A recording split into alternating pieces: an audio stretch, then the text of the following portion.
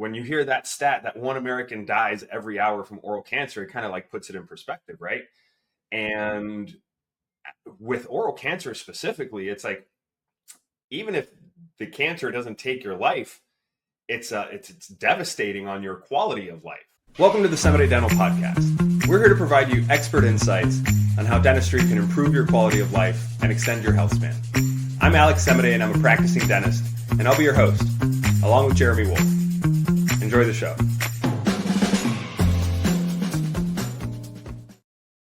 Hello, everyone, and welcome back to another episode of the Semidey Dental Podcast.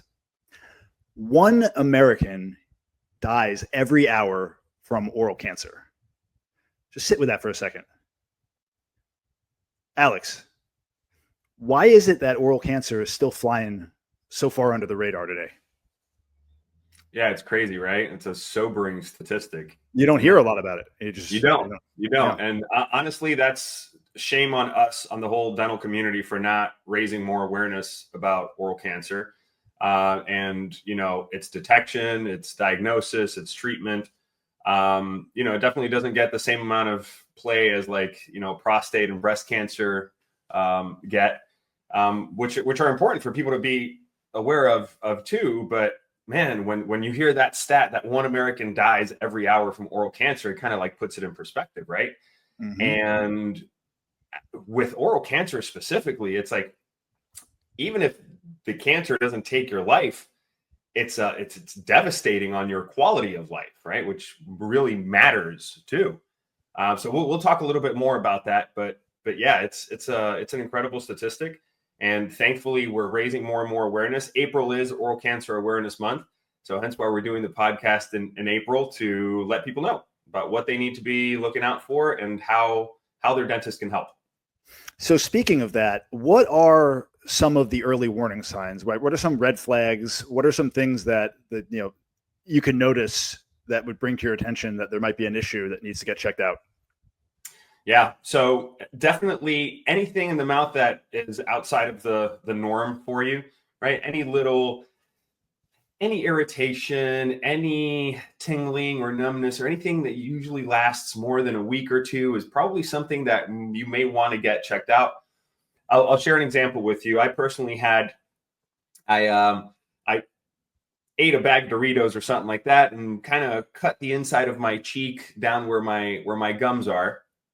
And nothing of it.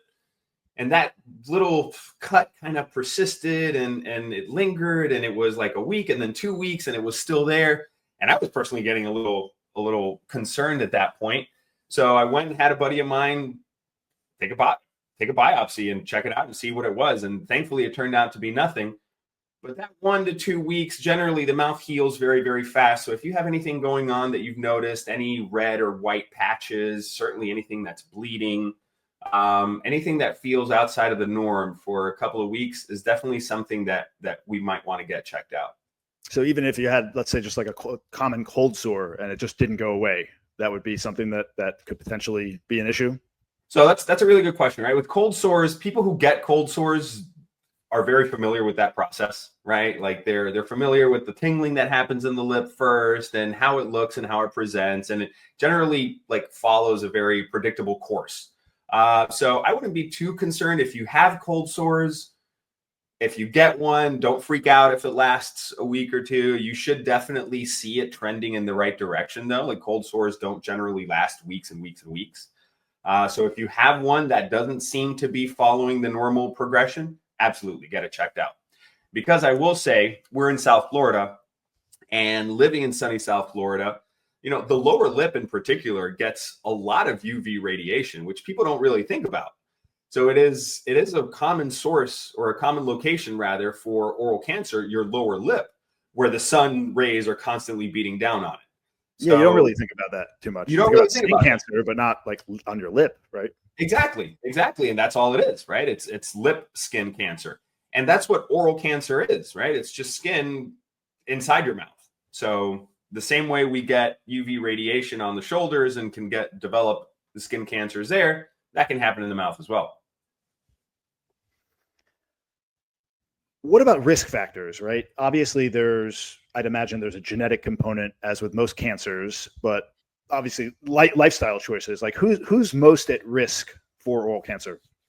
Yeah, good question. So the big two when it comes to any sort of cancer are smoking and drinking. They release a lot of free radicals, a lot of oxidative stress on the body, which can lead to cancerous changes. Now, they are both individually bad, and when they're combined, it has a synergistic effect. So it's one of those situations where 1 + 1 = 3. If you're a smoker and a drinker, and actually not even just smoker, right? It's like any tobacco product. So dipping, snuff, cigarettes, cigars. If you combine that with, excessive alcohol use, that is like super mega risk factors for oral cancer. The other big one is HPV. Have you heard of HPV? Isn't that the human papilloma virus? Papilloma virus. Yeah, Papilloma. very Okay, good. Close. See that? Yeah, that was good. That was I good. don't forget everything I read. So HPV is a sexually transmitted disease, and it's a very common STD, actually. Most people who acquire it will actually just fight it off with their normal immune system. And really, most people will never even know they had it. But for those that do get it, there are certain strains of that HPV that can colonize the mouth and the throat. And a lot of the new cancers that we're seeing, a lot of the oral cancers that we're seeing now are HPV related. So clearly that opens up the pool of people that need to be concerned about this to anyone who's sexually active, right? Yeah. Teens, right? So there are vaccines for the HPV virus that are designed, because it's not only oral cancer that HPV leads to, it's also cervical cancer, right? Because it's the same kind of tissues that we have in both areas of the body. So there's a vaccine out there for teenagers. It is recommended if they're going to be sexually active. But yeah, so smoking, drinking, and HPV exposure are the big three right now. So I'd never heard about that. So there's a vaccine out there specifically for teenagers surrounding that, because that's something that was not on my radar at all. And I got kids that are entering the teen years soon. Yeah, the vaccine, you mean? Yeah. Yeah. Never even really heard of that till now. Good thing you're listening to the podcast. Yes.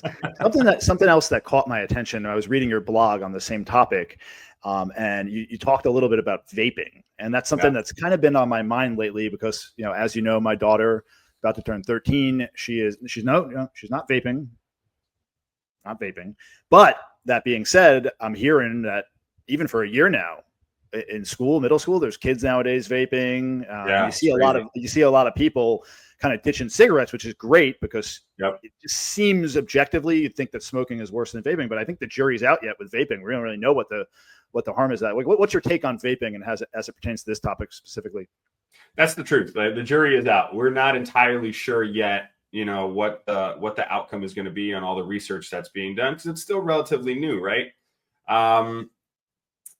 It seems like it's less harmful than cigarettes. Right.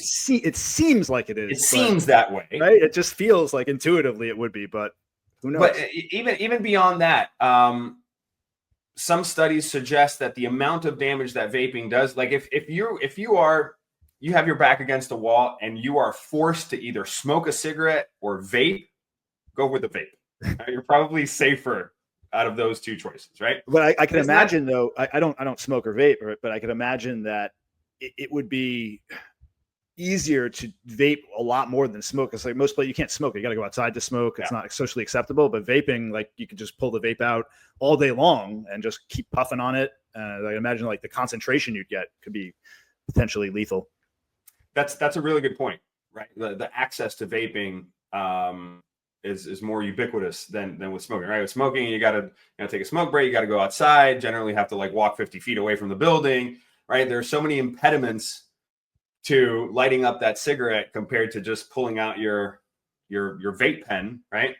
I think, and hopefully we get wise to this and curtail some of the vaping in public places too, right? Because I don't want you puffing a huge cloud of vape smoke, in my face as I'm walking through the lumber aisle in Home Depot, like, and it's happening. Like, people are just like chiefing on these things like it's water vapor, right?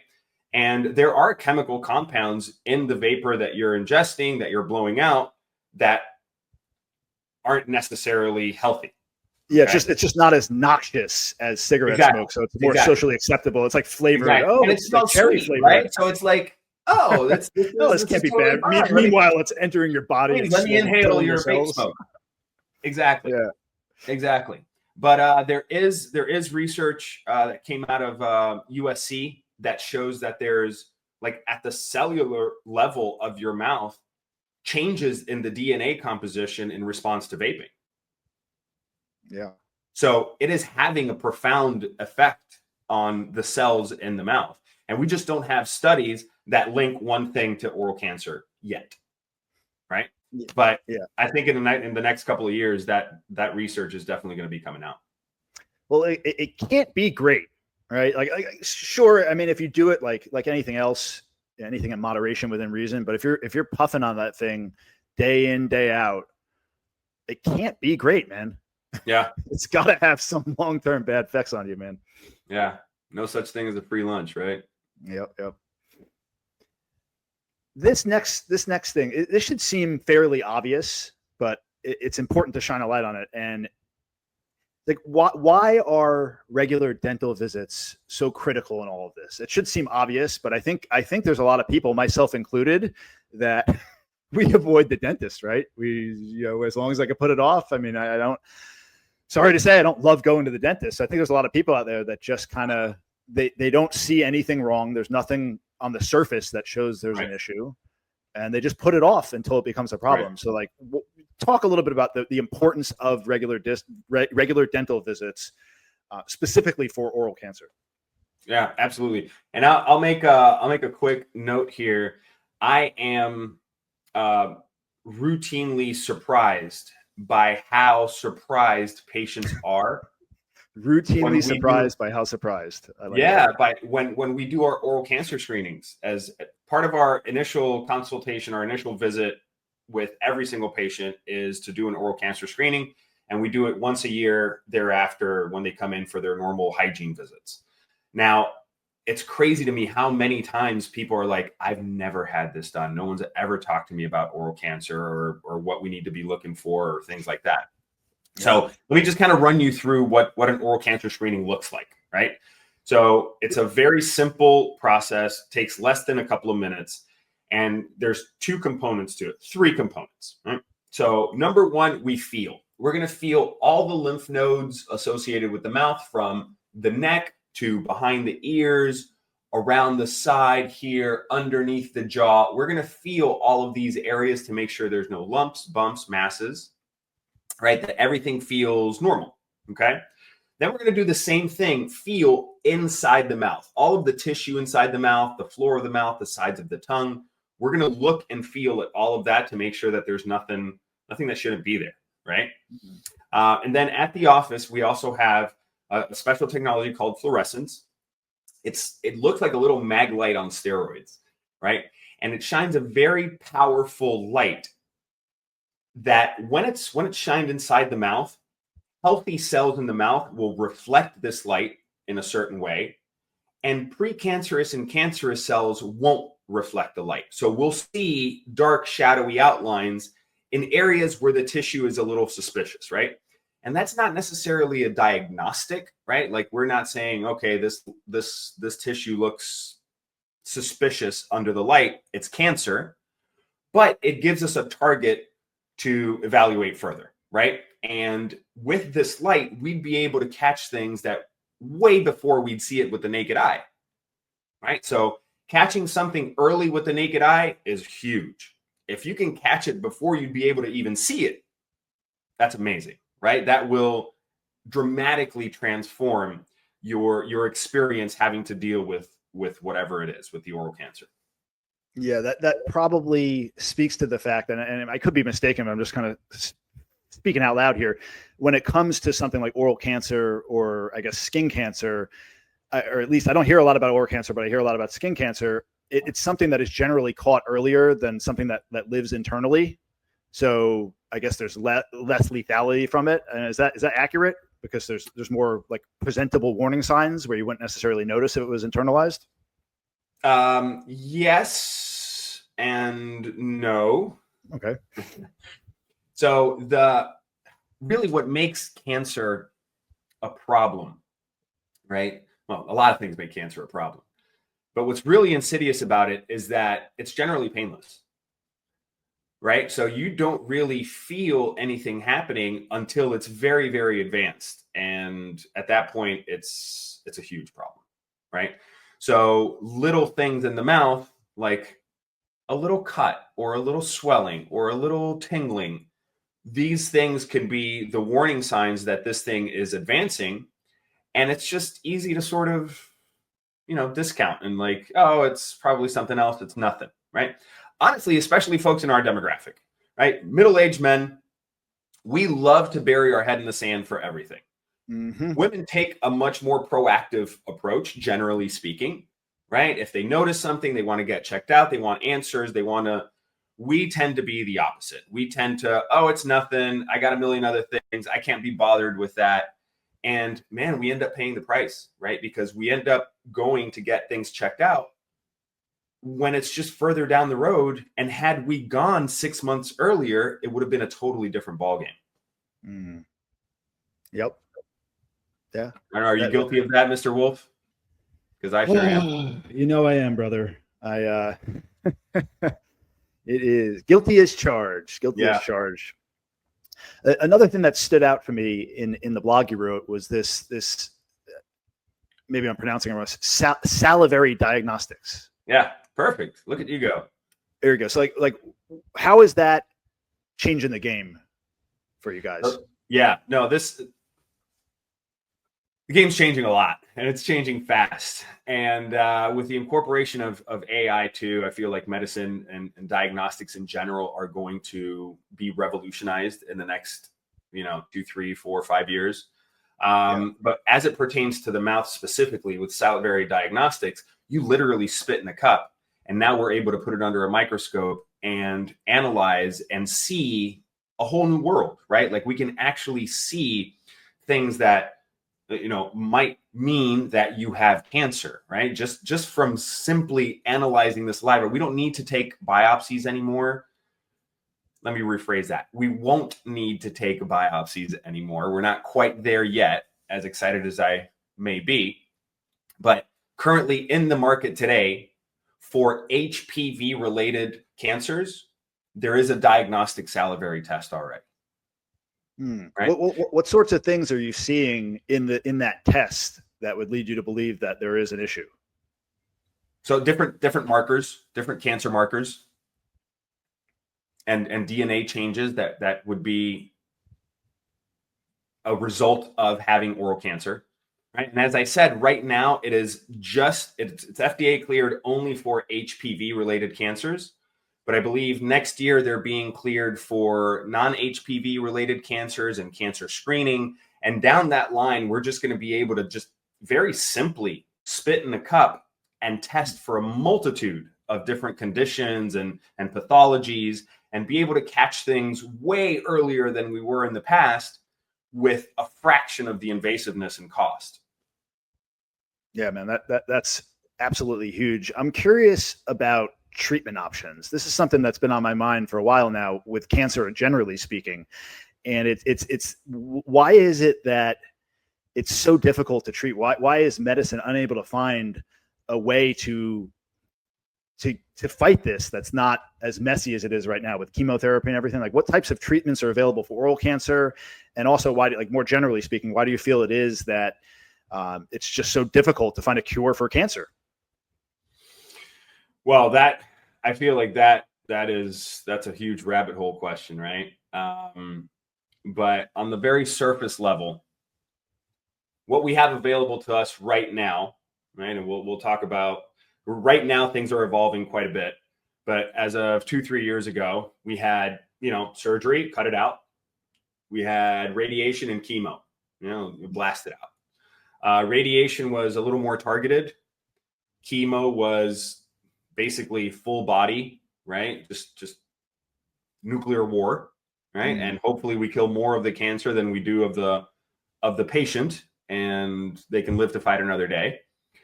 But now things are evolving a lot. And again, AI is going to have a huge hand in this and helping us sort out and figure out and do modeling without having to do human trials that were unthinkable in the past. Yeah, there's going to be some huge breakthroughs coming in every field as AI advances. It's advancing exponentially, and you can see it in real time. It really is. Diagnostics are going to be unrecognizable in a few years. But today we actually have immune modulating medications, immunotherapies that basically teach the body how to fight your specific cancer, right? Which is, holy smokes, what a thought, right? Like, let's not introduce anything foreign in here, but let's just train the body to be more effective at fighting off this cancer, the same way it would fight off, a cold, right? Or a cold sore. So giving the body tools it needs to be more effective in that fight. That's the trick, right? Regenerative healing, regenerative medicine. That's really like stimulating the body's natural ability to heal itself. 100%. And the other big one that's coming out is specific cancer vaccines, right? So these aren't preventive. These are treatment vaccines. Right. So it's literally, this vaccine would kind of like put a most wanted poster out for your body on that cancer and tell it, okay, this is the bad guy. Go get him. Interesting. So, which is incredible, right? Like it's really, I get goosebumps talking about it. It's so exciting that we're going to see this new generation in medicine happen, in our lifetime. It's good stuff, man. Can't wait to see what's on the horizon. So you alluded to something earlier about how oral cancer changes lives, even if it doesn't kill you, right? Talk a little bit about what can happen to someone if they get oral cancer, and maybe they survive it, but it creates some damages to them. Yes. Yeah. For sure. I mean, I always say dentistry is the quality of life branch of medicine, right? Because everything that's fun to do starts with the mouth, whether it's eating, kissing, laughing, smiling, talking, right? Like it's super important. Yeah. And, we talked about it killing 1 American an hour, and I have personally diagnosed in my career 6 cases of oral cancer. 2 of those individuals have passed. One didn't really have a whole lot. He actually had to have part of his tongue removed, but he did pretty good. He adapted fairly quickly. The others have had significant issues with their quality of life, right? Because if you are having a big portion of your mouth removed because of the oral cancer, right? Like some people have to have the majority of their tongue or their entire tongue removed, half of their jaw, right? Upper or lower, like it's disfiguring. So it goes beyond the impact that it has on you being able to, eat what you want and just have a normal life, that it impacts how you look. And you have to have like facial prosthetics to replace that part of your face that's gone. I mean, it's really devastating. It's incredibly hard to see and deal with. And unfortunately, for so many of those, it could have been a totally different story, right? Had they just had regular checkups, caught this thing early, right? So then why, Alex? Why do we wait, right? Why do people wait? Like, I'm guilty of this too. I know we all are. Maybe not for oral cancer screenings, but like everything. Like, why? What stops someone from just doing the things required? Like in this case, just go see your dentist, get a cleaning every 6 months, just do the thing and do the routines, and you're probably going to be okay. And if you just, why do people wait? Yeah. I mean, why do we wait, Jeremy? Right? Like, dentistry all areas of human health and dentistry in particular, it's almost entirely preventable, right? Like losing teeth and having to have a lot of, crowns and bridges and things like that could have been avoided had we caught the cavity sooner, right? Like had we intervened when the problem was small. If we wait for the problem to be big, it's a bigger issue, right? And why do we wait? Why do we wait? Right? We have fear of bad news, priorities. Life gets in the way. We don't like going to the dentist. Yeah, well, sure. We don't like the dentist, right? Nothing hurts, right? So nothing on the surface level, nothing has gotten advanced enough to interfere with my quality of life now. So everything's okay. And I just don't even want to hear that everything's not okay because ain't nobody got time for that, right? But, an ounce of prevention. It's worth a pound to cure. That's right. You took the words right out of my mouth. What can we do today from a preventative standpoint? Yeah. What can our listeners do today, right now, to lower their risk? So right off the top, quit smoking. And I make this caveat with every one of my patients that I have this conversation with. I was a smoker for years. I smoked my way through dental school. I smoked for a handful of years when I was in practice. I am not a holier than thou, preach from the ivory tower. Smoking is bad. I get it. And it's a super hard habit to break, but it's worth it. All right. So minimizing tobacco, smoking, dipping, all of that stuff as much as possible. Minimizing your alcohol intake. All right. SPF, right? For that lower lip cancer that we were talking about being here in South Florida. So wearing SPF, using chapstick with SPF on it to protect your lips. As far as HPV goes, either the vaccine or safe sex, no sex, right? And absolutely getting those, like you said earlier, getting those checkups. I mean, every 6 months, once a year, whatever it is, go to your dentist regularly because really, honestly, your physician doesn't really look in your mouth. They're not looking for signs of oral cancer or anything like that. So go to your dentist, get checked out, catch things early. Do general lifestyle well-being practices play into this? Like in terms of like a good diet, right? Good 100%. Exercise. Obviously, that's good for your overall health, but is that something that will also contribute to preventing potentially oral cancer? Yeah, absolutely. The healthier your body, the better equipped it is to fight off, any assault. So having a healthy lifestyle, yeah, eat well, sleep well, right? We don't talk enough about the importance of sleep with maintaining a healthy body. So important. So important. Don't discount the importance of a regular sleep pattern, good sleep hygiene, good nutrition, as you said before, working out, staying active, right? Giving your body what it needs to function the way it wants to. Yeah. Making sure it has all the tools available to heal itself from within. Yeah, that's the key. Absolutely. What would be your final message to someone out there that's listening that, not dissimilar to myself, has been putting off a visit to the dentist for whatever reason? Again, maybe they've had bad experiences like I've had. Maybe they just, they don't see a problem, but they've been putting it off, and they know they've been putting it off. It's in the back of their head. What do you say to that person? You're not alone. There's a big contingent, ourselves included, right? Like we're not here to judge. We're here to support. Everyone is guilty of that in some area of their lives, right? If it's not their mouth, whatever it could be. Yeah. So we can all relate to what that avoidance out of fear of potentially bad news, what that's about. All right. But, I guess at the end of the day, just go get a checkup, coming in will either give you peace of mind or help you catch things as early as possible. And, if you don't have a dentist, find one that offers oral cancer screenings and prioritizes that as part of a healthy mouth and a healthy body, right? Because we're not just here to fix teeth, folks. We're here to improve your quality of life, help you live a more fulfilling life, and be healthier. Well said. Well said. Well, everyone, thank you so much for joining us on this journey today.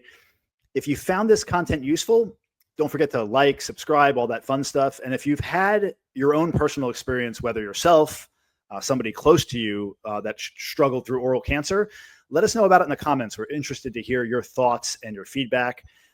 Again, we appreciate everyone for joining, and we wish you all a wonderful day, and stay smiling. Take it easy, Tooth Tribe. We'll see you in the next one. All right. Take care, guys. Thanks for tuning in to this episode of the Semidey Dental Podcast. We hope you enjoyed the show.